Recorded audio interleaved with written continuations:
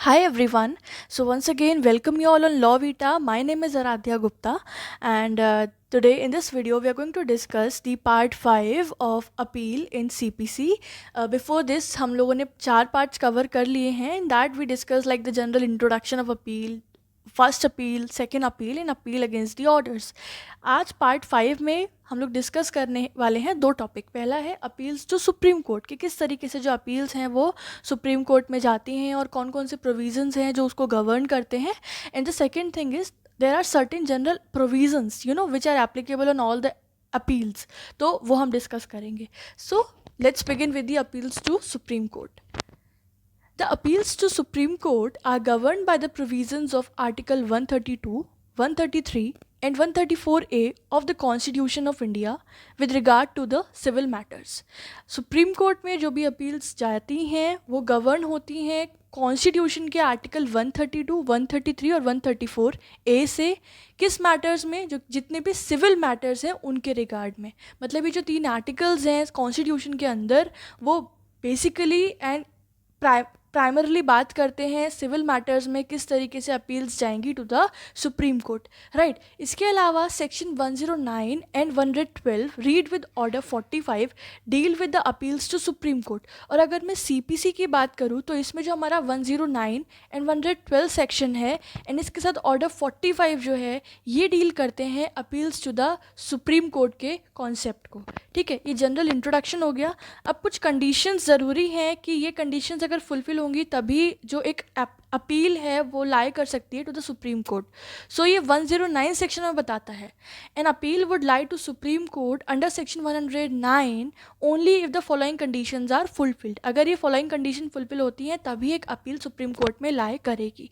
3 condition है. पहला है a judgement decree of final order must have been pass by the high court. जिस judgement से, जिस डिक्री से या जिस फाइनल ऑर्डर से अपील आ रही है वो ज़रूरी हो कि वो जजमेंट, डिक्री या फाइनल ऑर्डर हाई कोर्ट ने पास किया हो. ठीक है, अगर वो हाई कोर्ट ने पास किया होगा उसी के बाद ही उसका अपील सुप्रीम कोर्ट में लाए कर सकती है. The second thing is a substantial question of law of general importance must have been involve in the case. कि जिस केस के रिगार्ड में अपील लाई जा रही है ज़रूरी है कि उस केस में एक substantial question of law included हो. देखो, अब मैं यहाँ पर आपको सब्सटेंशियल क्वेश्चन ऑफ लॉ नहीं एक्सप्लेन करने वाली हूँ because in the previous lectures I have explain in a very very detailed manner. ठीक है, क्या कौन सा क्वेश्चन होता है, सब्सटेंशियल क्वेश्चन ऑफ लॉ, कौन कौन से टेस्ट होते हैं, वो सब हमने डिस्कस करा है. एंड मुझे उम्मीद है कि आपने प्रीवियस लेक्चर से वो लर्न कर लिया होगा. तो फिलहाल हमें बस यहाँ इतना जानना है कि कंडीशन ये है कि केस के अंदर एक सब्सटेंशियल क्वेश्चन ऑफ लॉ होना चाहिए एंड वो एक जनरल इंपॉर्टेंस का होना चाहिए. सिर्फ एक ही चीज़ कंडीशन नहीं है, इसके साथ साथ ये भी है कि वो एक जनरल इंपॉर्टेंस का क्वेश्चन होना चाहिए, right. And the third and the last condition is in the opinion of High Court the said question need to be decided by the Supreme Court. इसके साथ साथ हाई कोर्ट को ऐसा लगता है, जिसने उसमें केस के अंदर judgment, decree, final order pass किया था, हाई कोर्ट को ऐसा लगता है कि ज़रूरत है कि जो क्वेश्चन है इस केस के अंदर, सब्सटेंशियल क्वेश्चन है, वो सुप्रीम कोर्ट द्वारा ही डिसाइड किया जाए. तो अगर हाई कोर्ट को भी ऐसा लगता है, सब्सटेंशियल क्वेश्चन भी है केस के अंदर और वो जजमेंट, डिक्री या ऑर्डर हाई कोर्ट ने पास किया है, तो उसका अपील लाई कर सकता है सुप्रीम कोर्ट के अंदर as per the section 109. Clear. अब हम इन तीनों ही कंडीशन को थोड़ा थोड़ा डिटेल्ड में समझ लेते हैं कुछ लैंग्वेज के साथ. पहला है आपका जजमेंट, डिक्री और final order. So it states that it should be one which purports to put an end to the litigation between the parties. ठीक है, जो जजमेंट, डिक्री और फाइनल ऑर्डर हाई कोर्ट ने पास किया है वो ज़रूरी है कि वो किस पर्पज़ से किया गया हो कि लिटिगेशन में एक फाइनल एक एंड क्रिएट किया जाए. जो पार्टीज़ के बीच में जो डिस्प्यूट चल रहा है उसमें जितनी भी लिटिगेशन प्रोसीडिंग्स हैं उसमें एक फाइनल स्टेप पर लाया जाए. ठीक है, to put an end to the litigation, इस पर्पज़ से ही और इसी बेसिस पर ही वो जजमेंट और डिक्री ऑफ फाइनल ऑर्डर जो है वो पास किया गया है. ये बात हेल्ड की गई थी Jethalal and sons versus state of UP के केस में. Now the next is substantial question of law of general importance. So High Court can grant this certificate under Section 109 only when it is satisfied that the question of law involved in the case is not only substantial but also of great importance. तो high court जो है section 109 के अंदर certificate grant कर सकता है case में, अगर हाई कोर्ट को ऐसा लगता है कि हाँ इस केस के अंदर एक ना तो एक सब्सटेंशियल क्वेश्चन ऑफ लॉ है बल्कि इसके साथ साथ वो क्वेश्चन एक ग्रेट इंपॉर्टेंस का है और इसमें ज़रूरत है कि ये इसके लिए अपील लाई की जाए in the Supreme Court. Third point is need to be decided by Supreme Court. High Court must be of the opinion that such question needs to be decided by the Supreme Court. वही चीज़ है. And here the word needs suggest that there has to be a necessity for a decision by the Supreme Court on the question. और यहाँ पे जब अगर शब्द need इस्तेमाल किया गया है तो नीड वही होता है ना, बहुत ज़रूरत है कि हाँ यहाँ पे नेसेसिटी है कि इसमें इस क्वेश्चन के ऊपर सुप्रीम कोर्ट ही अपना डिसीजन दे. So that's why the word need has been referred because there is a necessity for the same, right? तो ये आपके 3 कंडीशंस हो गए. I hope it's clear. अब आगे देखते हैं कि कैसे प्रोसीजर है होता है इसमें हियरिंग का. सो बेसिकली ऑर्डर 45 जो है सीपीसी का वो डील करता है, उसके सारे रूल्स इसके बारे में आपको बताते हैं. सो रूल 2 सब rule 1 states that whoever desires to appeal to the Supreme Court shall apply by a petition to the court whose decree is sought to be appealed. ठीक है, ये बता रहे हैं कि जो भी चाहता है कि सुप्रीम कोर्ट में अपील ले जाई जाए तो सबसे पहले उसको एक पिटीशन अप्लाई करनी होगी उस कोर्ट में जिसकी डिक्री के अगेंस्ट अपील ले जाई जा रही है. मतलब उस हाई कोर्ट के अंदर आपको पिटीशन डालनी होगी. ठीक है, आपको अप्लाई करना पड़ेगा जो भी डिज़ायरेबल है कि हमें सुप्रीम कोर्ट में अपील लेकर जानी है. Then ordinarily such a petition should be decided within इन 60 days from the date of filing of petition. ठीक है, जनरली जो पिटीशन है वो 60 days के टाइम फ्रेम के विद इन ही डिसाइड हो जानी चाहिए from the date of filing of petition. जिस दिन पिटीशन फाइल की गई है उस कोर्ट में उससे 60 days के विद इन. ये बता रहा है कि रूल 2 का सब रूल 2 बताता है हमें. Then next is Rule 3 states that every petition should state the grounds of appeal and pray for the issue of certificate. जो भी petition फाइल की जा रही है ज़रूरी है कि उसमें grounds of appeal लिखे जाएं कि क्या grounds है जिसके बेसिस पे अपील ले जाई जा रही है, राइट. और इसके साथ साथ उस petition के रिगार्ड में सर्टिफिकेट इशू करने के लिए भी उसमें एक प्रेयर टाइप का लिखा होना चाहिए, right. Next, after notice to the other side court में ग्रांट और refuse to grant the certificate. ठीक है, पहले जो फिर कोर्ट को जब वो पिटिशन मिल जाता है, ठीक है, जब कोर्ट उसको कंसिडरेशन में लेता है तो कोर्ट सबसे पहले दूसरी पार्टी को, दूसरी साइड की जो पार्टी है उसको नोटिस भेजता है. ठीक है, उसके बाद कोर्ट जो है वो चाहे तो ग्रांट कर सकता है सर्टिफिकेट या फिर रिफ्यूज़ कर सकता है कि नहीं हम ग्रांट नहीं करेंगे इस पिटिशन के बेसिस पर सर्टिफिकेट को. Then when the certificate is granted, अब अगर जब सर्टिफिकेट ग्रांट हो जाता है कोर्ट के through, then the applicant should furnish the security for the cost of respondent and also deposit the expenses for translating, printing etc.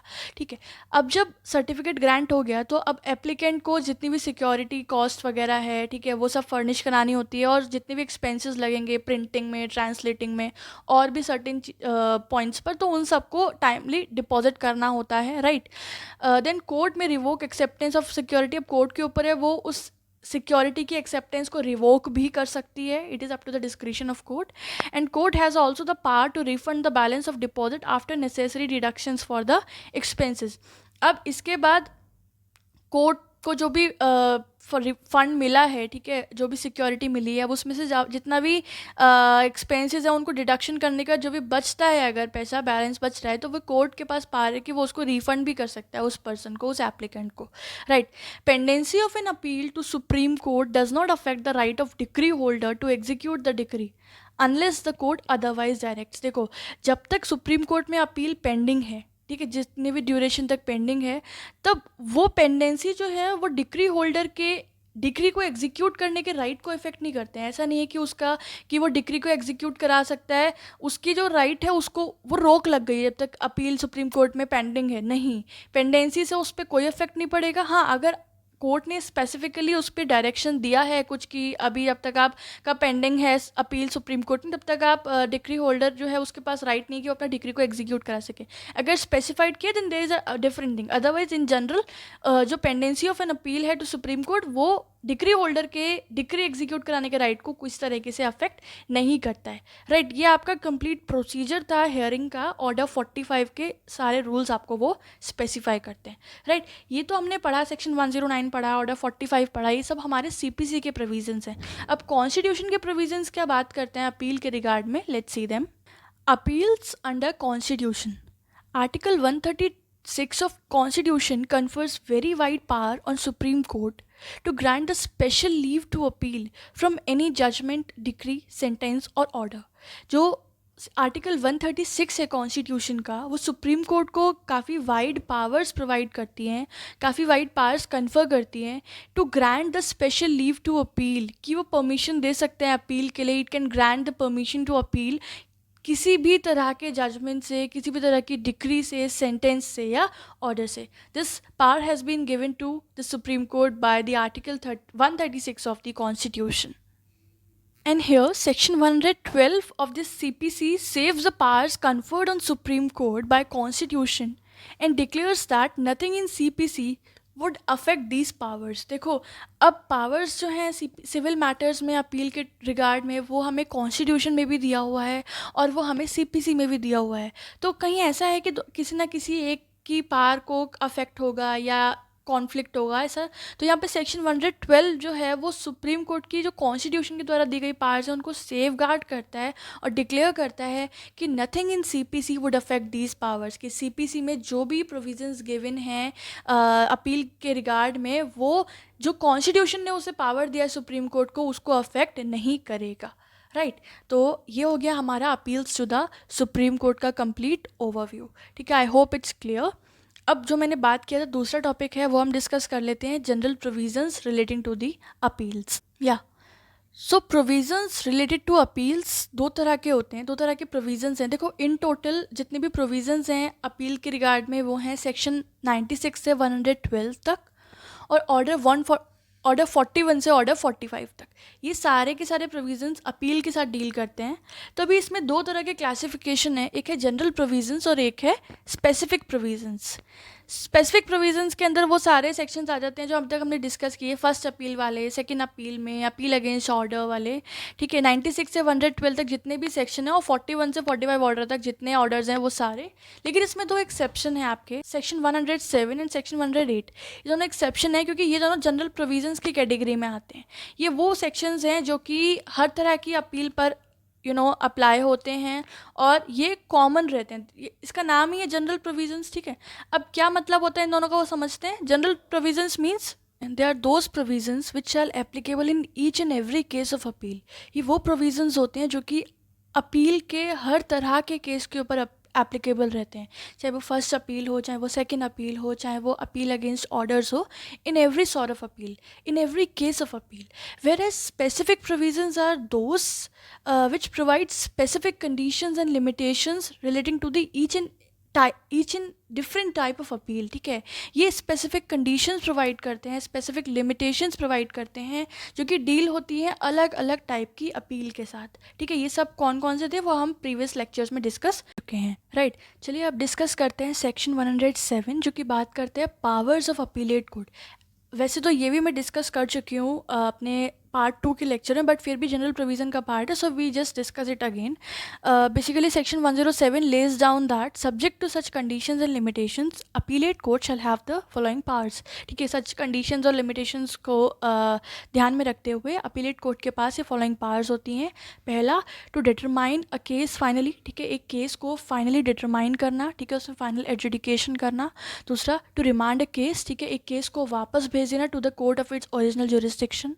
Then third, to frame the issues frame करना case में and refer them for trial. Fourth, to take the additional evidence. ठीक है, अगर court को ज़रूरत है case में तो वो एडिशनल एविडेंस भी मांग सकते हैं. ठीक है, and to require such evidence to be taken.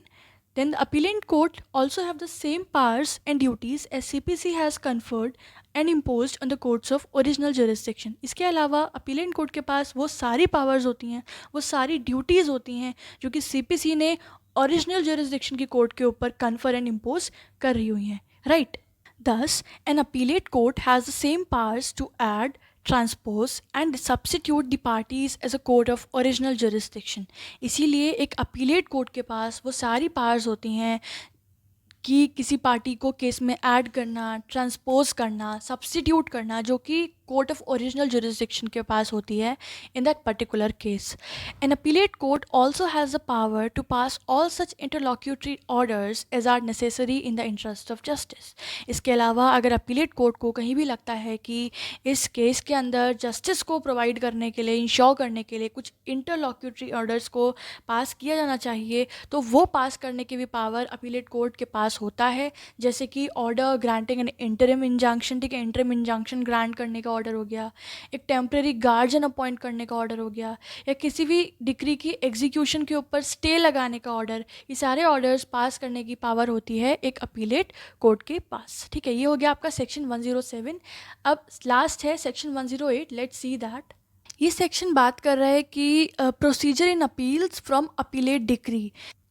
अगर कोई पार्टी जो है वो अपीलेट डिक्री के डिसीजन से सेटिस्फाइड नहीं है और वो उसके अगेंस्ट फर्दर एक अपील ले जाना चाहता है इन द सेकंड अपील, ठीक है, तो उसमें क्या प्रोसीजर रहता है, वो क्या प्रोविजंस हैं.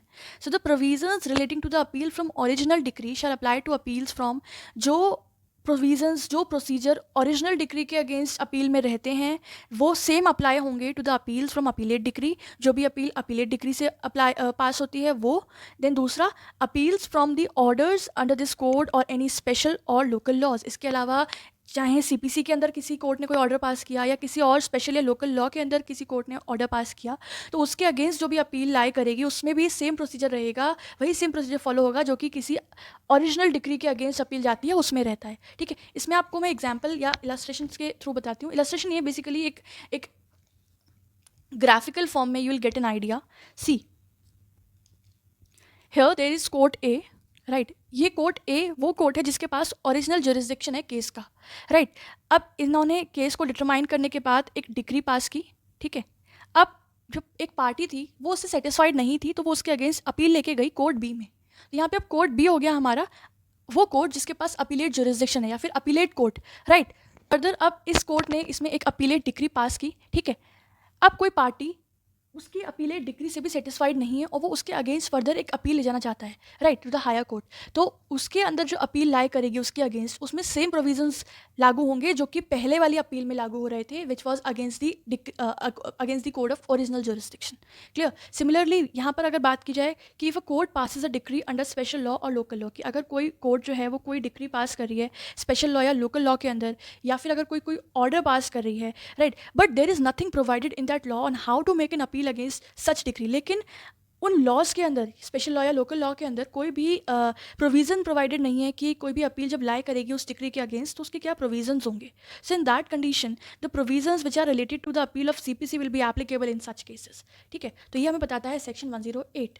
So guys, with this we are done with both of these topics. ठीक है, if you still have any doubt, so you just make it clear in the comment section. I'll try to answer them. Right. इसके अलावा अगर आपको ये lecture पसंद आया हो then do click a like button. ठीक है, आप हमें वीडियो को लाइक कर सकते हैं उस पर क्लिक करके. Right. If you are new one watching it for the first time over Law Vita, then you can subscribe to our channel. Right. Here you will get lots of videos relating to the legal lectures, right. हम लोग अलग अलग subject deal करते हैं law के, उसमें हम लोग नोट्स प्रोवाइड करते हैं और उसका डिटेल एक्सप्लेनेशन केसेस के साथ and the complete notes, right. इसके अलावा लॉविटा का एक इंस्टाग्राम पेज है गाइस, lawvita_80.